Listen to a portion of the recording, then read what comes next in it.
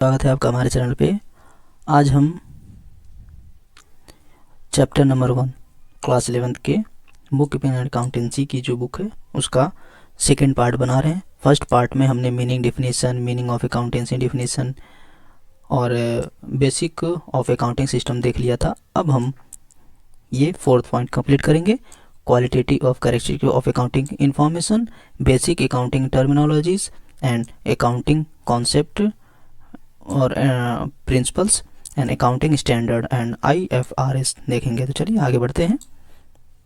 तो qualitative characteristic of accounting information, accounting mean the numerical qualitative, ठीक है। तो फर्स्ट जो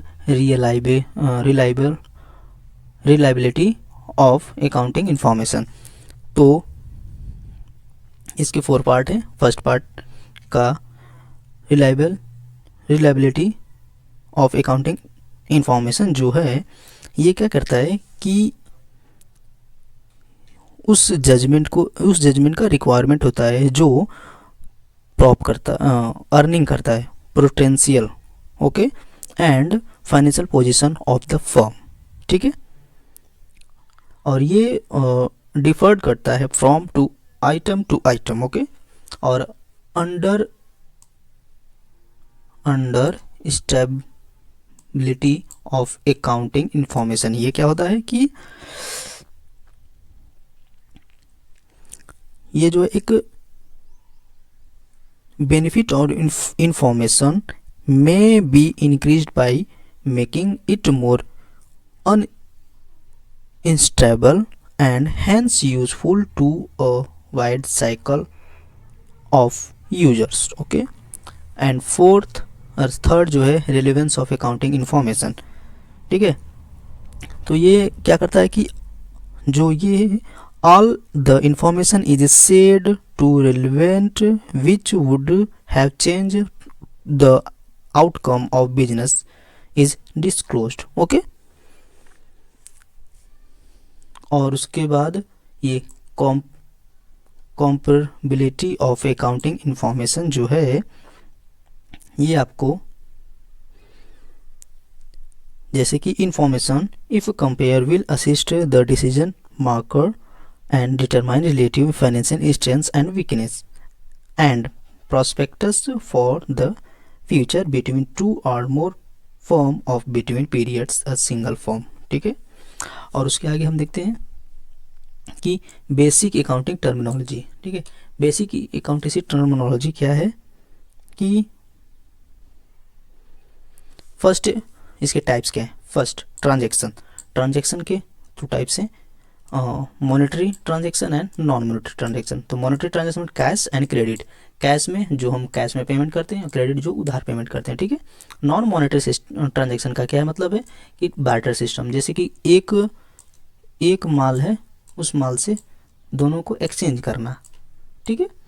यहाँ पर एक व्यक्ति है, यहाँ पर एक व्यक्ति है, उसने यहाँ पर समझ लीजिए कि पोटैटो दिया तो यहाँ से वो ओनियन लिया, ऐसा ये होता है। आगे हम देखते हैं। तो सेकेंड जो है हमारा कैपिटल एंड ड्राइंग, ठीक है। कैपिटल एंड ड्राइंग, तो कैपिटल मतलब क्या होता है कि capital invested into business by owner called capital, मतलब जो सबसे पहले पैसा लगाता है जो भी बिजनेस में, उसको कैपिटल बोलते हैं, जैसे कंपनी खड़ी होती है। तो capital equals to assets minus liabilities, okay, ये बहुत इंपॉर्टेंट है। और ड्राइंग मतलब क्या होता है कि जो एक आहरण बोलते हैं, जो भी कंपनी में, अब जैसे कि कैपिटल जो लगाया है ओनर ने, अगर वो खुद उसी में से डायरेक्ट पैसा निकालता है तो उसको ड्राइंग बोलते हैं, खुद के यूज के लिए, ओके, इसको ड्राइंग बोलते हैं। एंड डेबिटर्स एंड क्रेडिटर्स क्या होते हैं, the entity that owes money to the creditor and the entity that owes money from debtor. And bad debts is money is the owed the company but unlikely to paid, ठीक है। And expenditure and types of expenditure, expenditure क्या होते हैं और उसके types क्या होते हैं, ठीक है। तो अभी इसका देखते हैं हम कि ये जो एक्सपेंडिचर है, तो कैपिटल एक्सपेंडिचर जैसे कि machinery of furniture, building, purchase of computer, ठीक है, ये नॉन रिकरिंग इन नेचर है। ये कैपिटल को हम एक बार इसको ले लिए तो ये इसमें डिप्रिसिएशन ही लगेगा, इस पे इसको हम कितना भी कुछ कर लें ये उस वैल्यू तक नहीं जा सकता।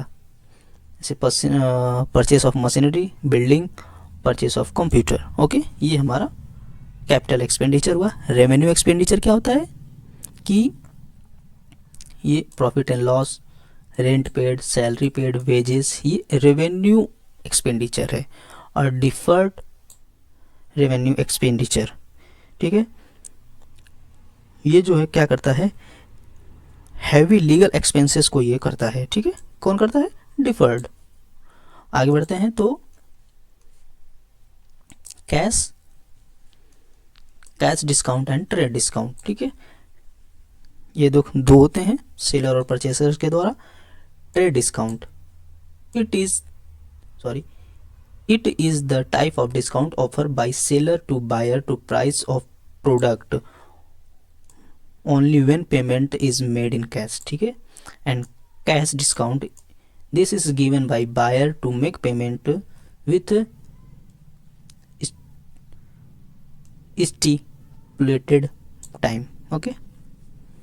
उसके बाद गुडविल क्या होता है? गुडविल एक इंटेंजिबल एसेट होता है और ये जो गुडविल है ये reputation of business expressed in term of money होता है, ओके।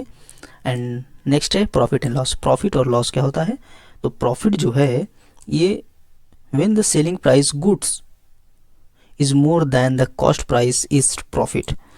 कुल माल को बेचा और उससे जो ज़्यादा पैसे मिलते हैं वही प्रॉफिट होता है। 10 रुपये का माल हमने, जैसे हमने कहीं पे 10 रुपये का माल परचेज किया और उसको हमने बेचा कितने का? 15 का। तो इसको हम देखेंगे तो इसमें हमारा 5 रुपये प्रॉफिट आया, तो प्रॉफिट ही हमारा, इसी को हम प्रॉफिट बोलते हैं, ओके। और उसके बाद लॉस, तो जिस प्रकार से हमने 10 रुपये का खरीदा है और उसको 5 रुपये में बेचा है तो हमारा 5 रुपये वो हमारा लॉस आएगा, इसको हम लॉस बोलते हैं। When cost price of goods is more than the selling price it is lost, okay. और इनकम क्या होता है कि it is a revenue arising as a result business transaction. It is the amount receivable service provider and earning from interest, dividend and commission, ठीक है, ये income हो गया। और रेवेन्यू क्या होता है? Revenue is the income of business has from its normal business activity, ठीक है, ये नॉर्मल बिजनेस एक्टिविटी से sale of goods and service to customer, okay, ये रेवेन्यू हो गया। और नेक्स्ट आगे क्या है? Assets and liabilities and net worth. अब देखते हैं असेस्ट क्या होता है। असेस्ट जो है एनी फिजिकल थिंग्स राइट ओ and monetary value of called as an asset, ठीक है, जैसे कि land, goodwill, patents, computers, buildings, ये असेस्ट हो गया। और इसमें भी कुछ टाइप्स होते हैं जिसको हम देखेंगे। टाइप्स क्या क्या हैं? तो types of asset, fix asset, non current asset, ठीक है। और इसके आगे करेंट असेस्ट भी है। तो फिक्स असेस्ट क्या है? प्लांट, मशीनरी, गुडविल, ये फिक्स असेस्ट है। करंट असेस्ट में क्या है कि जो debtors, bills receivable, cash, hand, ये सब उसमें आते हैं। और तीसरा जो है fictitious asset, deferred revenue expense and advertisement paid, advertisement payment, जैसे ये डिफर्ड रेवेन्यू हो गया, फिक्टिशियस असेस्ट हो गया। ये क्या करता है कि जो एडवर्टीजमेंट पेमेंट होता है, पेड होता है, ये फिक्टिशियस असेस्ट में आता है। करंट असेस्ट में क्या आता है, जो bills receivable, cash in hands, cash bank, stock, ये करंट असेस्ट में आता है। और fixed asset and fixed asset जो है उसको जैसे क्या बोलते हैं, जो मशीनरी हुआ, प्लांट हुआ, लैंड हुआ, उसको हम बोलते हैं। और उसके आगे जब देखिए यहाँ पर भी डिस्क्राइब किया है मैंने अच्छे से, ठीक है। तो अब हम लाइबिलिटीज पे चलते हैं, हमारा असेस्ट हो गया। तो लाइबिलिटीज जो है, amount payable by the business other known as a liability,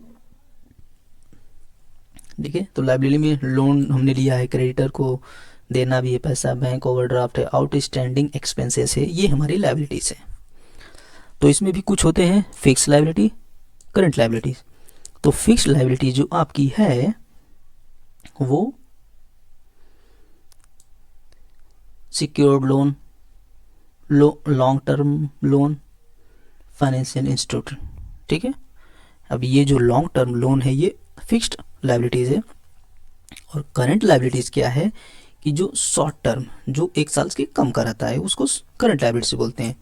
तो इसमें क्रेडिटर्स, बिल्स पेएबल आते हैं, ठीक है। जो मतलब कोई भी असेस्ट है, अरे कोई भी लाइबिलिटीज है जो 1 साल से कम की रहती है, उसको 6 मंथ से कम रहती है, उसको शॉर्ट टर्म लाइबिलिटीज बोलते हैं, जैसे करंट लाइबिलिटीज भी बोलते हैं। और नेट वर्थ आगे क्या है कि नेट वर्थ, ओनर्स इक्विटी और कैपिटल, ये तीनों एक ही है, owners equity, capital and net worth. तो हमने कैपिटल जैसे देखा कि जो फर्स्ट प्रोप्राइटर जो है बिजनेस को लगाता है उसको हम कैपिटल बोलते हैं। उसी प्रकार जो भी नेटवर्थ, जो कैपिटल लगाए उसको नेटवर्थ ही बोलते हैं, ओके। और उसको थर्ड वर्ड में उसको हम ओनर्स इक्विटी भी बोलते हैं, ओके। आपको समझ में आया होगा। आगे हम accounting concept and convention and principles को देखेंगे। तो meaning and importance of accounting concept, तो इस देख लेते हैं कि accounting is not only associate with business but also with everybody who is interested in keeping